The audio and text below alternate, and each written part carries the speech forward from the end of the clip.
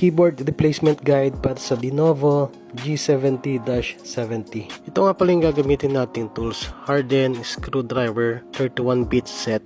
Ganito yung orientation ng laptop, dalawang screw lang yung tatanggalin natin sa dalawa. Yung orientation niya, pag tinitignan nyo, so ito yung battery. Tanggal nyo na yung screw, pangalawang screw, hatakin nyo tong cover papunta rito. Ayan o. Okay. So magkakaroon siya ng gap, pwede nyo nang tanggalin tong cover. So angatin nyo lang yan. Yun. So pag natanggal nyo na yung takip, may tatanggalin rin kayong tatlong screw. So 1, 2, tsaka 3. Ayun, tatlo yan. Tapos mapapansin nyo naman may keyboard icon dyan or keyboard symbol. So makikita nyo talaga na pang keyboard yung tinatanggal yung screw. Okay, so tatlo yan.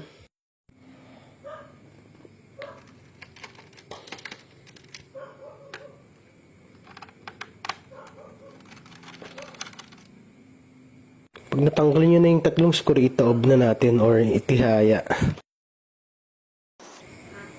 Okay, so ito na yung keyboard. Kung ito yung original na keyboard nyo, ipapry open nyo to. So, itulak nyo papunta rito sa inyo, sabay angat. So, kailangan natin ng prying tools nito.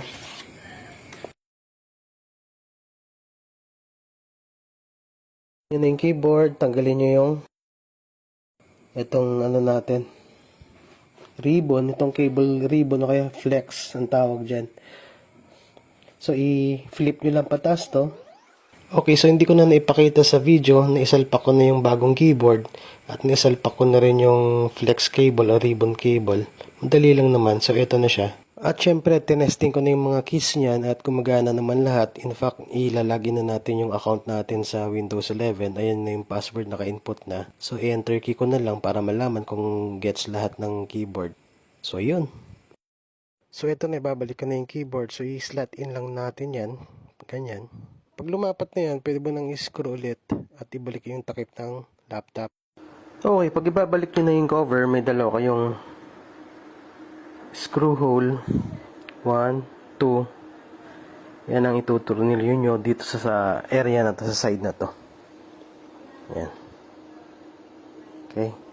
So, lalapat na natin. Yan. Pagkalapat nyo, itulak nyo mong ganun para mag-lock siya doon sa gap na yan. Tsaka yun na-screw yung dalawa.